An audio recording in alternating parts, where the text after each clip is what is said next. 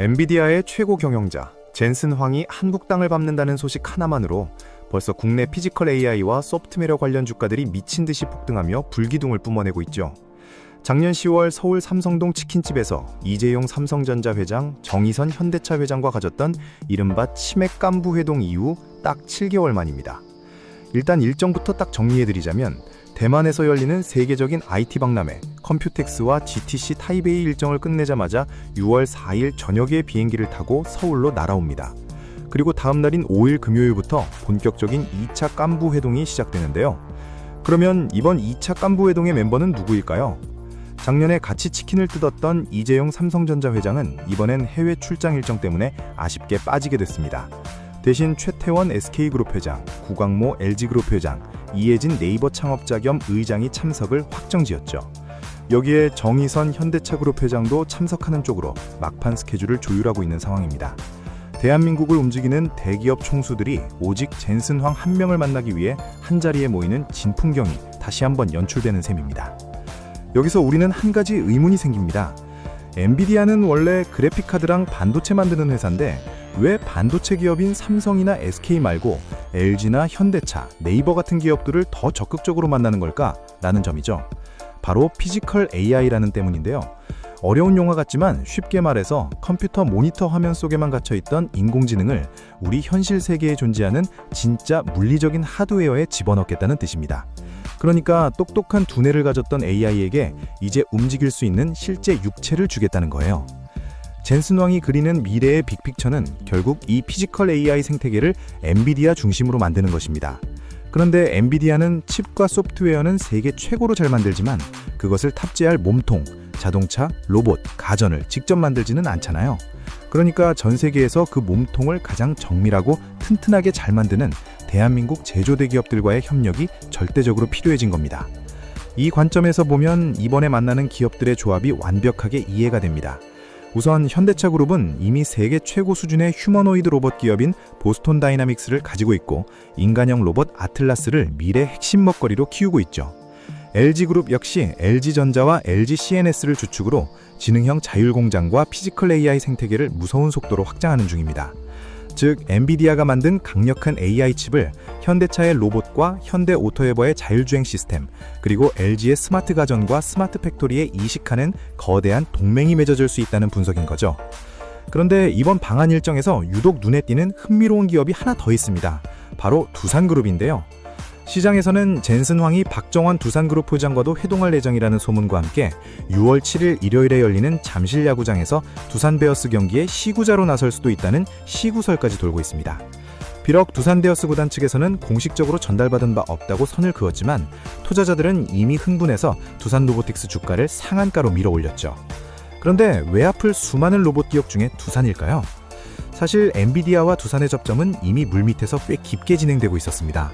작년에 박지원 두산 부의장이 미국 엔비디아 본사를 방문한 데 이어 지난 4월에는 젠슨 황의 딸 메디슨 황이 직접 성남 두산타워를 방문해 두산 로보틱스 경영진과 피지컬 AI 협력 방안을 구체적으로 논의했거든요. 협동 로봇 분야에서 국내 최고 수준의 기술력을 가진 두산 로보틱스와 엔비디아의 만남은 젠슨 황이 공장에 들어가는 산업용 로봇 생태계까지 완전히 장악하겠다는 의지를 보여주는 아주 명확한 신호라고 볼 수 있습니다. 소프트웨어 파트너인 네이버와의 만남도 주목해야 합니다. 젠슨 황은 6월 5일에 이혜진 의장과 만난 뒤 월요일인 8일에는 분당에 있는 네이버의 두 번째 사옥 1784를 직접 방문할 예정인데요.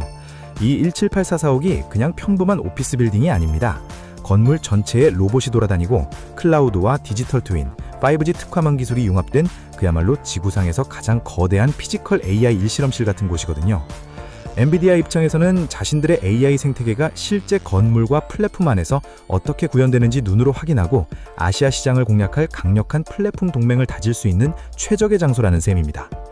결국 이번 젠슨 황의 방안을 단순한 연예인급 CEO의 이벤트성 방문으로 보면 절대 안 됩니다. 글로벌 기술 패권 경쟁 속에서 하드웨어 강국인 한국과 소프트웨어 AI 황제인 엔비디아가 생존을 위해 손을 잡는 아주 치밀한 계획에 가까운 거죠.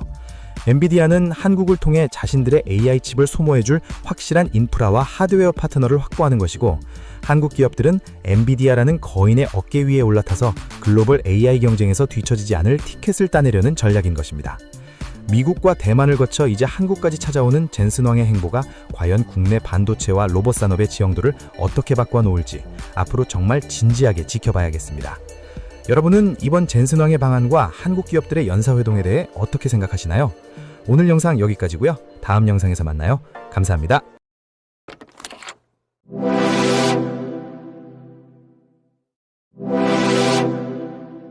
지난 6월 1일 한 공장에서 폭발이 일어났습니다.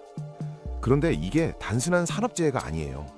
5명이 숨지고 2명이 다쳤는데 사망자 중 2명은 입사한 지 2년도 안 된 20대 계약직 청년들이었거든요. 더 충격적인 건 이 공장 처음이 아니라는 거예요. 2018년에도 2019년에도 터졌습니다. 8년 사이에 같은 공장에서만 13명이 목숨을 잃은 거죠. 사고가 난 곳은 한화 에어로스페이스 대전 사업장이에요. 생소하신 분들을 위해 설명하자면 K9 자주포, 다연장 로켓 천무, 미사일 추진체를 만드는 국내 1위 방산 기업이에요. 그것도 그냥 공장이 아니라 국가보안시설 중 최고 등급인 가급 시설이거든요. 쉽게 말해 대한민국 군사력의 심장부 중 하나라는 뜻이죠. 그럼 어떻게 폭발이 났을까요? 의외로 폭발 원인이 되게 평범한 작업 중에 일어났어요. 로켓 추진체를 만들 때 쓴 공구, 그러니까 화약이 묻은 작업 도구들을 물과 세제로 씻어내는 세척 공정이었거든요. 한화 측은 이렇게 해명했어요.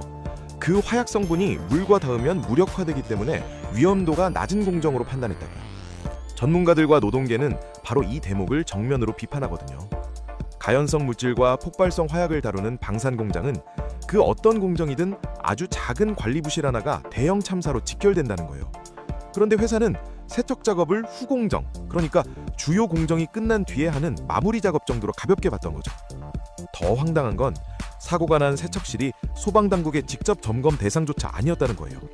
규모가 작다는 이유로 소방점검 결과를 소방서에 보고할 의무도 없는 말 그대로 셀프 점검 구역이었습니다.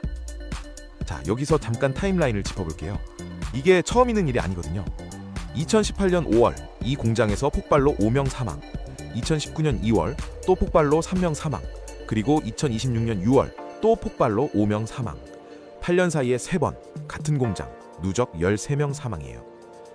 2018년, 2019년에도 터졌는데 왜 2026년에 또 터진 걸까요? 그 답은 2019년 사고 처벌 결과에 있어요. 당시 책임자들 법원에서 어떤 판결을 받았을까요? 집행유예였어요. 감옥도 안 갔죠. 회사가 낸 벌금은 5천만 원이었고요. 노동계가 노동자 목숨값이 5천만 원이라고 분노한 게 괜한 말이 아닌 거예요. 처벌이 이 정도면 기업 입장에서는 뭐가 무섭겠어요. 수백 건의 안전관리 규정 위반이 적발됐어도 국가보안시설이라는 이유로 내부 상황은 감춰지고 처벌은 손방위에 그쳤던 거죠. 이 구조가 결국 세 번째 참사를 불렀다는 게 노동계의 시각이에요. 그러면 회사는 그동안 안전에 얼마나 투자했을까요? 한화 에어로스페이스가 지난해 책정한 안전보건 예산 68억 원이에요. 그런데 이게 얼마나 작은 숫자냐면 지난해 영업이익 3조 3,045억 원의 0.22%예요. 안전 예산이 줄어드는 동안 회사는 무엇을 했을까요? M&A에 수천억씩 쏟아붓고 있었어요.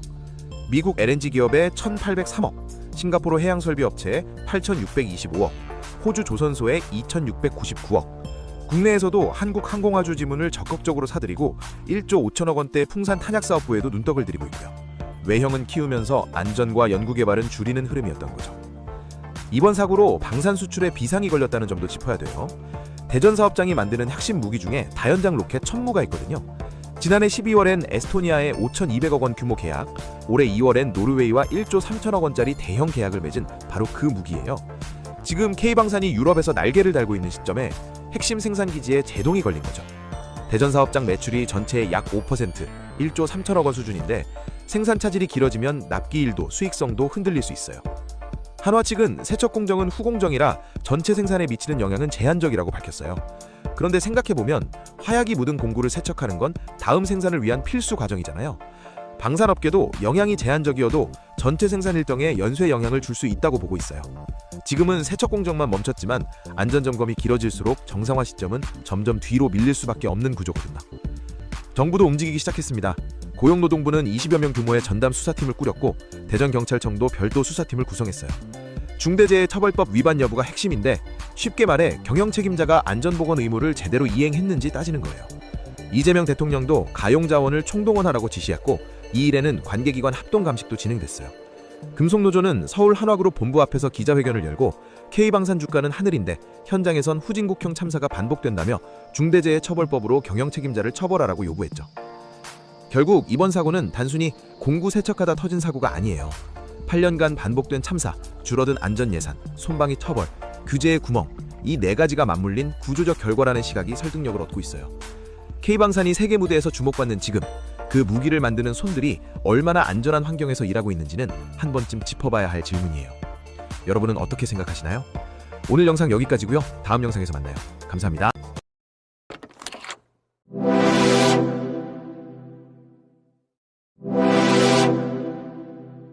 선거 당일 투표소에 갔더니 투표용지가 없었습니다. 대한민국 선거 역사상 단 한 번도 없었던 일이 지난 6월 3일에 실제로 벌어진 거예요. 서울 송파구를 중심으로 최소 10곳 이상의 투표소에서 용지가 동났고 줄 서서 기다리던 시민들이 그냥 발길을 돌려야 했거든요. 6월 3일 오후 1시 잠실 이동 제6투표소에서 처음으로 용지 부족 신호가 나왔어요. 오후 4시 30분이 되자 아예 투표 자체가 멈춰버렸고 기표소도 있고 직원도 있는데 종이만 없는 황당한 상황이 벌어진 거죠. 마감 직전 겨우 50장이 공급됐고 대기자 전원이 투표소에 들어간 건 마감 1시간이 넘은 오후 7시 5분이었어요. 이게 한 투표소만의 문제가 아니었어요. 오후 6시 기준으로 송파구 일대와 인천 연수구까지 최소 10곳 이상에서 동일한 문제가 동시에 터졌거든요. 30년 경력의 퇴직 선관위 공무원조차 있을 수 없는 일이 발생했다. 나도 처음 보는 일이라고 했을 정도예요. 전국 동시 지방선거에서 동시다발로 투표용지가 떨어졌다는 게 이 사태의 핵심이에요. 선관위 해명은 투표율이 예상보다 높았다였어요. 그런데 이번 선거를 앞두고 선관위가 내린 지침을 보면 얘기가 달라져요. 원래 지방선거는 유권자의 60%를 기준으로 인쇄하던 걸 이번에 50%로 낮췄거든요. 문제가 터진 잠실 7동 제2투표소는 그 최소 기준조차 안 지켜서 선거인 3,856명의 용지는 1,900매, 49.3%였어요. 이 결정이 갑자기 나온 게 아니에요. 2022년 선관위 의뢰로 작성된 보고서에 투표용지 인쇄량을 더 줄일 필요가 있다는 내용이 이미 담겨 있었거든요. 이유는 비용 절감, 남은 용지가 부정선거 단체로 흘러들 가능성, 보관 공간 부족이었어요. 선거 신뢰성을 지킨다는 명분으로 오히려 선거를 망칠 수 있는 결정을 내린 셈이 된 거죠. 전문가들은 예상보다 투표율이 높았다는 선관위 해명을 바로 반박했어요. 이번 선거는 윤석열 전 대통령 탄핵 이후 처음 치러지는 선거라 정치적 관심이 역대급이었고 사전 투표율도 이미 높은 신호를 보내고 있었거든요. 가장 심각했던 잠실 7동 제2투표소에서는 대기 중이던 유권자에게 대기표를 나눠주었고 발부받은 인원에 한해 선관위가 오후 10시로 투표를 연장하는 초유의 결정을 내렸어요. 이에 부정선거를 주장하는 시위대가 몰려 투표소를 에워쌌고 선관위가 오후 1시 50분 투표 종료를 선언했지만 투표함은 꼼짝도 못했어요. 그렇게 35시간의 봉쇄가 시작된 거예요. 6월 5일 아침 8시 기동대 18부대 약 1,000명이 투표소 진입을 시도했어요. 시위대는 바닥에 앉아 버티며 애국가를 합창했고 경찰은 1명씩 끌어냈어요. 오전 8시 53분이 되져야 드디어 투표함 2개가 반출돼 올림픽공원 개표소로 이송됐어요.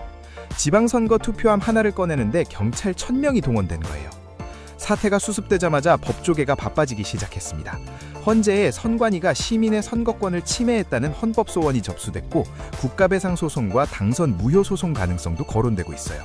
특히 구의원, 시의원 선거는 수백 표 차이로 당락이 갈리기도 하는데 투표를 못하고 돌아간 유권자들이 그 격차를 바꿀 수 있다는 점이 소송의 근거가 될 수 있다는 분석이에요. 노태학 선관위 원장 등을 직무유기 혐의로 경찰에 고발한 시민단체도 나왔어요. 재선거해야 하는 거 아니냐는 목소리가 나오는데 법조계 다수는 어렵다는 쪽이에요. 해당 사안이 선거 결과에 영향을 미쳤다는 걸 입증해야 하는데 그 기준을 충족하기가 쉽지 않다는 거죠. 이번 사태의 본질은 투표용지 한 장이 부족했던 해프닝이 아니에요. 비용 절감을 이유로 기준을 낮추고 역대급 관습이 예상되는 선거에서도 추가 대비를 안 한 구조적 선택의 결과거든요. 선거 무효 소송이 어디까지 갈지, 제도 개선이 실제로 이루어질지는 앞으로 지켜봐야겠습니다. 여러분은 이번 사태 단순한 행정 실수라고 보시나요? 아니면 구조적인 문제라고 생각하시나요? 오늘 영상 여기까지고요. 다음 영상에서 만나요. 감사합니다.